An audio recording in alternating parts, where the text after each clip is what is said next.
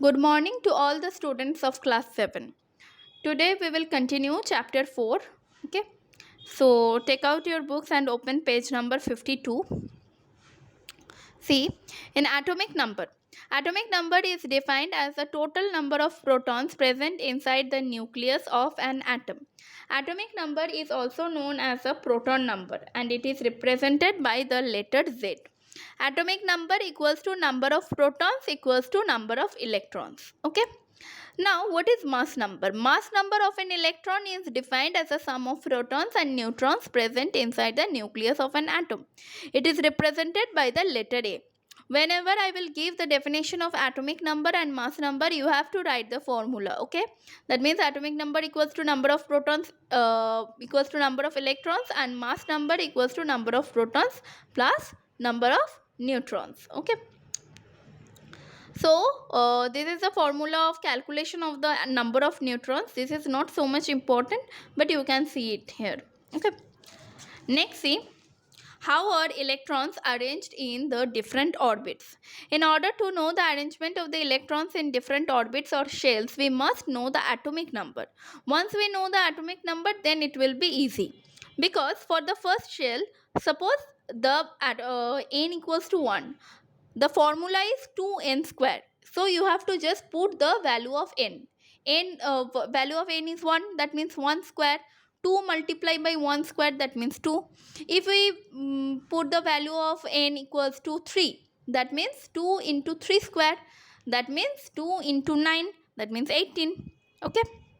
Now, the arrangement of the electrons in various energy levels of an atom of an element is known as its electronic configuration. Okay. This one, the electrons present in the outermost shell of an atom are called the valence electrons.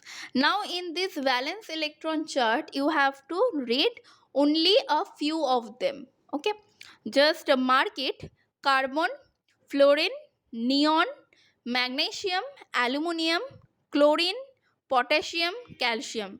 You have to just read their atomic number, electronic configuration, and the valence electrons. Okay. So, carbon, fluorine, neon, magnesium, aluminium, chlorine, potassium, calcium. Now, what are the isotopes? Isotopes are the atoms of the same element which have the same atomic number but different mass numbers. Okay. Now, isotopes of hydrogen, there are 3 isotopes of hydrogen, that is protium, deuterium, tritium. Okay. These are important: protium, deuterium and tritium. Okay. Their mass number are 1, 2, 3. You can see it from here.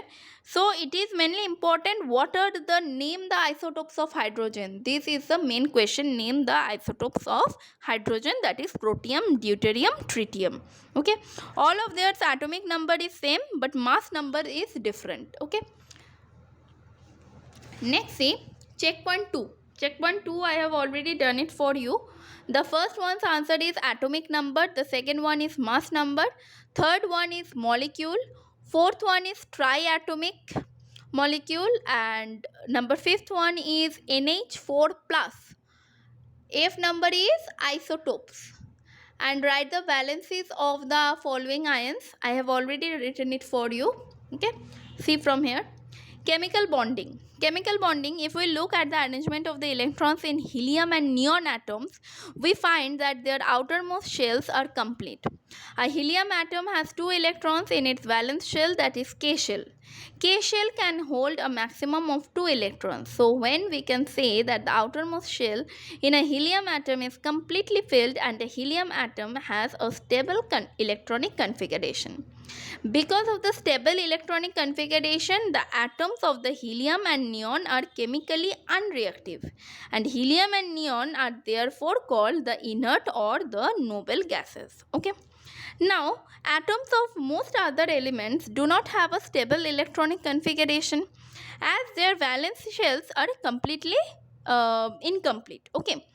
Atoms of these elements combine with these atoms of the same element or some other element to attain some electronic, that means some stable electronic configuration. Okay. Now this one is important. By the loss or gain of electrons, we all know that charged particles are called ions, okay? But when a positive ion, that means when the ion will have a positive charge, it will be called cation, and when the ion will have a negative charge, it will be known as anion, okay? Positive charge will be cation and the negative charge will be anion. Next, go to page number 56, okay? See here it is important for short question, formation of sodium ion, formation of chlorine ion. Why? First we have to know the atomic number of sodium, which is 11, and its electronic configuration is KLM 281. See, 2 plus 8 plus 1 equals to 11. Since it has one electron in its outermost shell, it does not have a stable electronic configuration. Sodium loses its once valence electron and achieves the stable gas electronic configuration. Okay, a sodium ion has 11 protons, 11 electrons, and it is therefore neutral and does not carry any charges. On losing one electron, it becomes a sodium ion, and the sodium ion has 11 protons and 10 electrons. Formation of chloride ion. A chlorine atom has atomic number 17. Its electronic configuration is 287. A chlorine atom gains one electron and attains a stable electronic configuration. This one is very important. How do metals and non-metals react? Metals lose electron to form positive ions, whereas non-metal gain electron to form negative ion. Metal and non-metal react by the transfer of the electrons. For example, sodium and chlorine react to form a sodium chloride. Okay, and now see, since sodium and chloride ions are oppositely charged, they attract each other by a strong electrostatic force of attraction and exist as sodium chloride. And such a bond, which is formed between a metal and a non-metal by a transfer of one or more electrons, is called a electrovalent or ionic bond.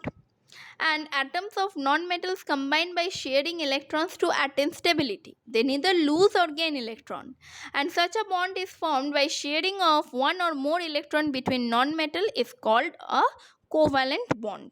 Okay, so we will read up to here only, and next day we will end this chapter. Okay, thank you students.